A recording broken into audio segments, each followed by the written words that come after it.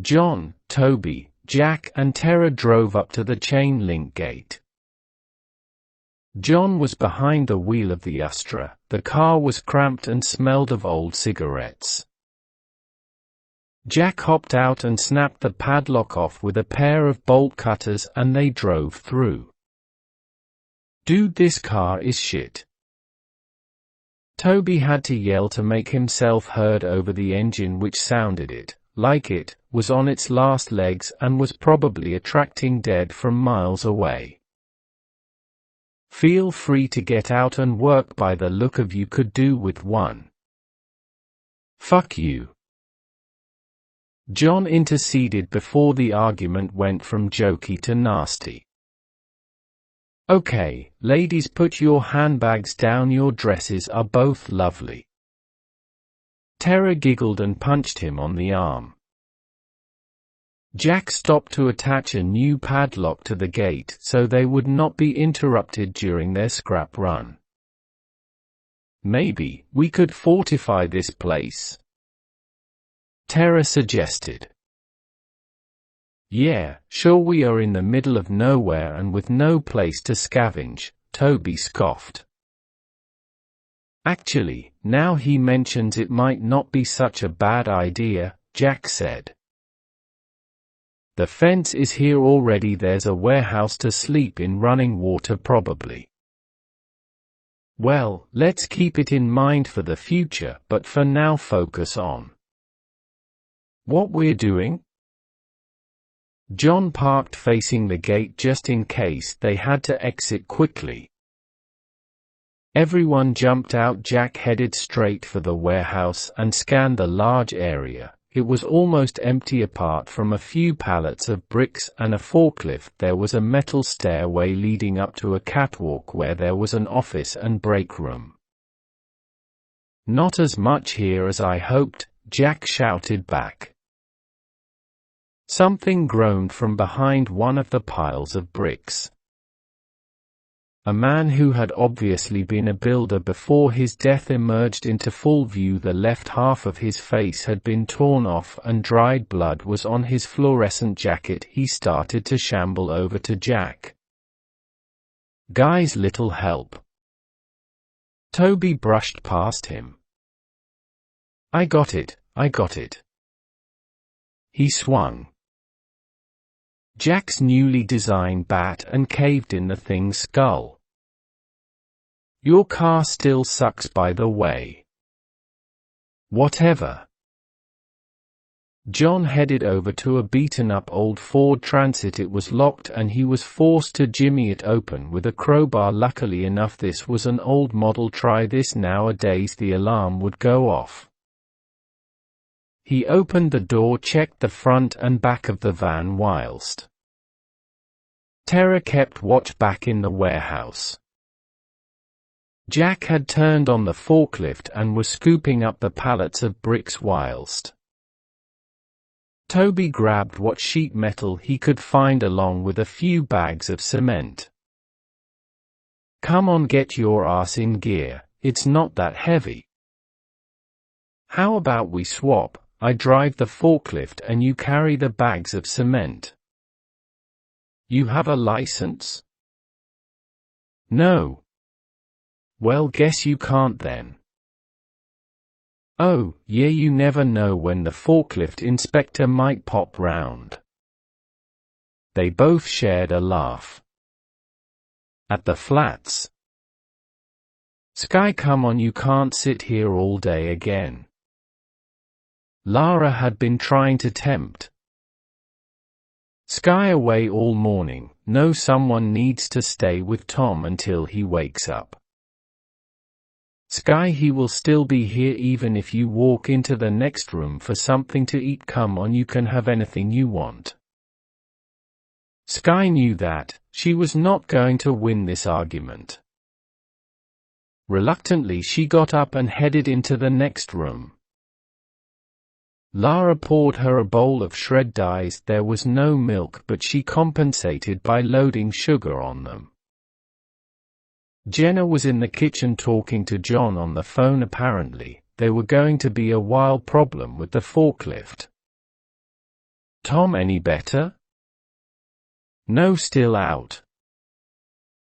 Okay, well we be back in a few hours. If anything happens let us know. She hung up and sat down with Lara and Jenna. Did you do the homework Tom gave you? Sky nodded. Do you want to read a book? Sky shakes her head. Watch a film? She shakes her head again. The conversation is interrupted when the lights go out. There goes the grid. Jenna sighs, I don't think so. Lara looks out the window. Look, the sign across the street is still on it, just means the meter is out. We just need to plug the key into the pay station, take it downstairs and plug it in. Yeah, one problem, the meter is outside in that shed thing. It's fine, I'll be out 2 minutes maximum. Maybe we should wait till they come back. Don't be a wimp, I'll go. Jenna frowns, it will be fine, really, 30 seconds maximum. Oh Jesus Christ! The shout came from the next room. Sky jumped up from the table and Lara and Jenna soon followed. Tom was sitting up in bed clutching his right arm still in a sling. You're awake. Sky jumped up to hug Tom. Ow, okay darling, it's nice to see you, but be careful. Look, someone just stabbed me. Lara entered the room. That's because you got stabbed. I guess that would explain it. Where is everyone? They have gone out to get materials to strengthen our defense. So, who's here? Just me, Sky and Jenna. Well, who's watching the front?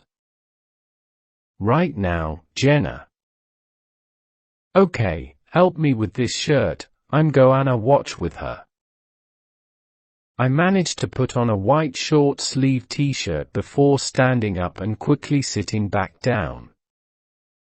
Man, I'm shattered. Yeah, you lost a lot of blood and we have been pouring pain pills down your neck. You are going to feel like shit for a few days now. Get your ass back into bed. I didn't have the emery to argue. As soon as put my head on the pillow, I was out again. Okay, I have the electric key charged. I will be back in a sec. Lara exited the building and turned the corner. There were a few dead around, but by the time they could reach here she would be back inside. The door to the shed was stiff and required a swift kick before it opened, but she located the appropriate charging unit, plugged it in and turned to lock the shed door behind here. As she turned around there were two people standing behind her left away. Dressed in jeans and white tank tops that only flatter muscular arms instead. This just showed how skinny they were, both sporting shaved heads and ridiculous amounts of gold chains, a couple of wannabe rappers. Lara moved slowly back to the flat door and they followed. She started to run, so did they. She got to the door and pulled it open. As she went to slam the door behind her, they reached the door. One of them reached through and held the door open. Lara kicked him in the crotch and made to climb up to the first floor, but as the man fell, he grabbed her ankle. She kicked but couldn't break free. The second man entered and made his way to Lara. He dragged her to her feet and held a knife to her throat. "How's the van coming, John?" Tara asked, still keeping watch over him. "Would be a lot quicker if you shut up." "Gee, sorry." "Not long be." The van roared into life. "Right now." John finished. They had loaded almost everything up despite a few problems with the forklift, but Jack had fixed it simply by hitting it with a hammer a few times. Toby had wandered off from the main warehouse floor and up onto the catwalk. He made his way to the office door and opened it. Soon wishing he hadn't. The stench coming from the room was overpowering. There were at least 12 dead inside, standing not reacting till Toby had opened the door. Their eyes all turned on him and they moaned. "Fuck guys, time to go." He slammed the door shut behind him and ran down the catwalk. Jack looked up from the forklift controls. "What do you mean, we have to go?" The office door glass breaking and body spilling through answered his question. "Okay, time to go." He moved the forklift forward with the last load of bricks. "Get out the way, Terror." He stepped aside just in time as Jack went past him, shooting the last load of bricks in. John jumped in the driver's seat and Terror climbed in alongside him, followed by Jack. Toby slammed the door shut, opened the metal gate and hopped into the Astra, stopping only to lock gate behind him. Jenna had heard a scuffle downstairs, and as the first guy reached the top, she swung the pool cue and broke it over the first guy's head. Not that it seemed to slow him, he knocked her down. They frog-marched Jenna and Lara into a room and sat them down on the sofa. The taller one pulled out a phone. "Yeah, boss was in." "No, only a couple of girls here." "No actual girls." "Here in 20 minutes." "No problem." He hung up. "Boss is on his way." He sat down on the arm of a chair whilst the other stood in the hallway. "Tom, wake up please, get up, someone's here." Sky shook Tom, but he was not waking up. She picked up a cricket bat and made her way to the next room. She had never been so scared in her life. As she approached, the man from behind lifted the bat and hit him in the lower back with all the strength she could muster. The man barely flinched as he turned to face her. "Got another one? Need a hand?" "With an 8-year-old, I think I'll manage." Lara jumped up. "Leave her alone." The tall one slapped her to the floor. "Sit down." Sky backed down the corridor. The man reached into his pocket and pulled out a knife. "Come on, come sit with the rest of us like a good girl." Sky ran into the next room down the hall. The man pursued her. He entered the room, but what greeted him was not what he thought. The little girl was not cowering under the bed. Instead, she was standing behind him, the one the boss wanted, dead in his hand, a police bat in his right arm in a sling. He looked like crap, struggling to stand. "You have one chance, get out now." The man walked further into the flat. "And you're going to stop me?"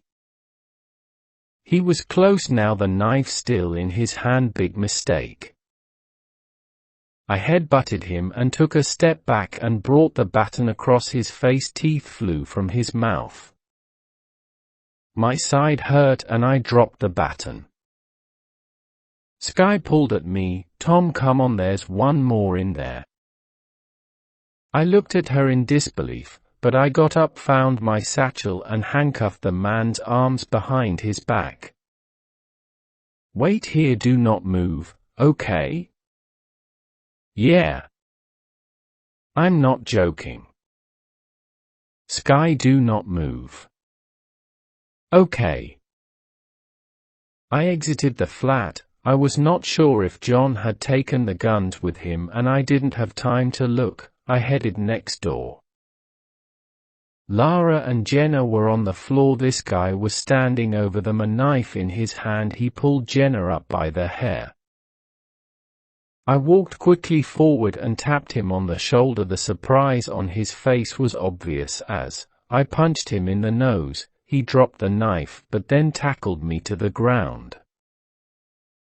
I swung the bat on, preventing him from jumping on top of me. As I got to my feet, he reached for the knife as he stooped. I kicked his hand. I swung for his head with the baton. He ducked and ran out the room into the corridor. I chased him down. Sky had wandered out to see what was happening and he made a beeline for her.